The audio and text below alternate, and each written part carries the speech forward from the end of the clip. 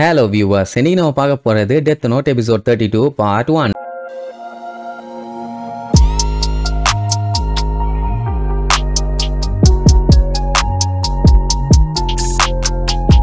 Open பண்ணா போன பார்ட்ல டெமிகாவா கிராக்க சப்போர்ட் பண்றங்கிற பேர்ல பெரிய பில்டிங்கா போட்டு வேற லெவல்ல சம்பவம் பண்ணிட்டு இருந்தால அதை பார்த்துட்டு நம்ம பையன் கடுப்பாக அந்த டைம் பொத்துன்னு ஒவ்வொருத்தரும் செத்து விழுந்தானுங்க. பண்ணது பூரா மிக்கமி. அது நம்ம லைட் செலக்ட் பண்ண ஆளு. பட் அவனுக்கு தெரியாது லைட் தான் கிரான்னு. இந்த மிக்கமி பாத்தீங்கன்னா சின்ன வயசுல இருந்தே ஜஸ்டிஸ் மேல நம்பிக்கை வச்சிருக்கவன். எது ரைட்டு எது ராங்குன்னு சொல்லிட்டு அவனுக்கு அப்பவே நல்லா தெரியும். பட் என்ன மத்தவங்களோட கம்பேர் பண்ணும்போது பயலோட நிலைமை பாத்தீங்கன்னா ரொம்ப மோசம். சின்ன வயசுலயே கஷ்டத்தையும் சாவையும் அப்படி டச் பண்ணிட்டு வந்தவன். அப்படியே கட் பண்ண மிக்கமி காட்டுறாங்க. அவன் பாத்தீங்கன்னா ரொம்ப பெர்ஃபெக்ட்டான ஆளு. இந்த உலகத்துல அவனுக்கு தெரிஞ்சு நல்லது கெட்டதுன்னு ரெண்டே விஷயம் மட்டும் தான் இருக்குது. சின்ன வயசுல இருந்து அவன் இந்த உலகத்தை அப்சர்வ் பண்ணதுல அவனுக்கு தெரிஞ்ச விஷயம் இதுதான். அதாவது அவனை பொறுத்த வரைக்கும் ஹியூமன்ஸ் மொத்தமா ரெண்டா ஸ்பிளிட் ஆயிருக்காங்க. ஒன்னு நல்லவங்க, இன்னொன்னு கெட்டவங்க. எப்படின்னா அவன் சின்ன வயசுல இருக்கும்போது அவன் தான் கிளாஸ் ரெப்ரசன்டேட்டிவா இருந்திருப்பான். அவனுக்கு அந்த எலிமெண்டரி ஸ்கூல் ஒரு சின்ன உலகம் தான். பட் ஒரு கிளாஸோட பிரசிடென்ட்டா அவனோட கோலை அவன் அச்சீவ் பண்ண எவ்வளவுதான் ட்ரை பண்ணாலும் அதை எதிர்க்க எனிமீஸும் அந்த கிளாஸ்லயே இருக்கானுங்க. வேற என்ன இன்னசென்ட்டான ஆளுகளை பார்த்து புள்ளி பண்றதுதான். அப்படி அந்த கெட்டவனுங்க எல்லாம் ஏதாச்சும் ஒரு சின்ன பையனை பிடிச்சி புள்ளி பண்ணாங்கன்னா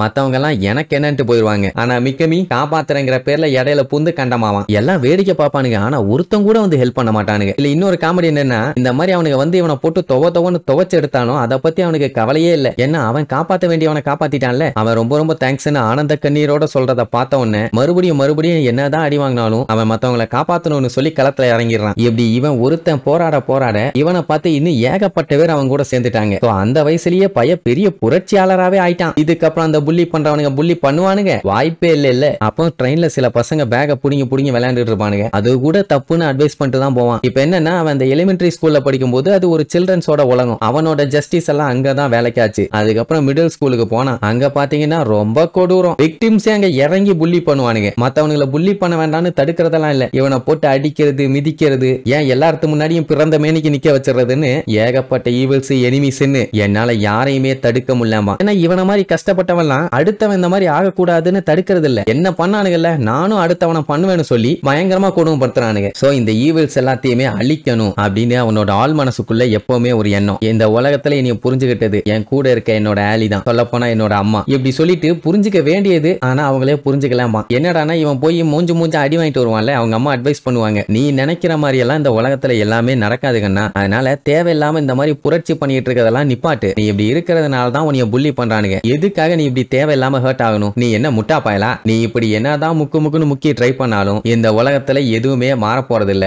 எங்க என்ன நடந்தாலும் கண்டும் காணாமல் கண்ணை மூடிக்கிட்டு நீ பாட்டுக்கு போயிரு. உன் வாழ்க்கைய பாரு அப்படின்னு எவன் அழிஞ்சா நமக்கு என்ன, நம்ம குடும்பம் நல்லா இருந்தா போதும் அப்படிங்கிற மாதிரி அவங்க அம்மா அட்வைஸ் பண்றாங்க. அதை அவன் பார்த்த உடனே முடிவு பண்ணிட்டான். ரைட்டு நம்ம அம்மாவும் அவங்கள மாதிரி தான். சொல்ல போனா இந்த உலகத்துல வாழ்ற தகுதியே உங்களுக்கு கிடையாதுங்கிற மாதிரி சொல்லிட்டு இருப்பான். கட் பண்ணா ஒரு பயங்கரமான ஆக்சிடென்ட். என்னன்னா நம்ம பையல வேற லெவல்ல குடும்பப்படுத்திட்டு இருந்தானுங்கல்ல அந்த முக்கியமான 4 பேர் லைசன்ஸ் கூட இல்லாம வண்டியை கண்ணா பின்னு ஓட்டிட்டு போய் கம்பத்துல மோதி பரலோகம் கிளம்பிட்டானுங்க. ஐ மீன் செத்துட்டானுங்க. பாவம் அவனுங்க செத்தது மட்டும் இல்லாம ஓரமா நின்னுட்டு இருந்த ஒரு பொண்ணு மேல ஊட்டி ஏத்திட்டானுங்க. அந்த பொண்ணு வேற யாரும் இல்ல மிக்கமியோட அம்மா தான். சோ ஒரே நாள்ல இவன் யாரெல்லாம் காலி பண்ணுன்னு நினைச்சானோ அவங்க எல்லாருமே செத்து போயிட்டாங்க. என்ன ஃபர்ஸ்ட் அவங்க அம்மா இறந்துட்டாங்களேன்னு ரொம்பவும் கவலைப்பட்டான். பட் இந்த மாதிரி புள்ளிஸ் எல்லாம் இறந்ததை பார்த்து இவங்க கிளாஸ்ல இருந்த நிறைய பேருக்கு அவ்வளவு ஹாப்பி. ஏன்னா அவனுங்க அவ்வளவு குடும்பப்படுத்தி இருப்பானுங்க. இப்ப அவனுங்க இல்லாததுனாலேயே கிளாஸ் பாத்தீங்கன்னா அந்த அளவுக்கு பீஸ்ஃபுல்லா இருக்குது. மொத்தத்துல தப்பு பண்ற எல்லாத்துக்குமே தண்டனை கொடுத்தா மட்டும்தான் இந்த உலகத்துல அமைதின்னு ஒண்ணு பிறக்கும். அவங்க பண்ண தப்புக்கு அந்த தண்டனை அவங்களுக்கு தேவைதான். சோ கெட்டவங்களை அழிச்சுதான் ஆகணும். சோ இப்படி ஒரு ஸ்ட்ராங்கான பிலீஃப்ல வளர்ந்தவன் தான் மிக்கமி. அப்புறம் பாத்தீங்கன்னா காலேஜுக்கு போனான்னு வைங்களேன், அங்கேயுமே அவன் நிறைய பேர்த்த பார்த்துட்டு பயங்கரமா கடுப்பா இருப்பான். அவ்வளவு வளர்ந்துருக்கானுங்க, கொஞ்சம் கூட அறிவில்லை. இன்னுமே நிறைய பேர்த்த புள்ளி பண்ணுவானுங்க. இவனுங்க எல்லாம் இந்த உலகத்துல வாழ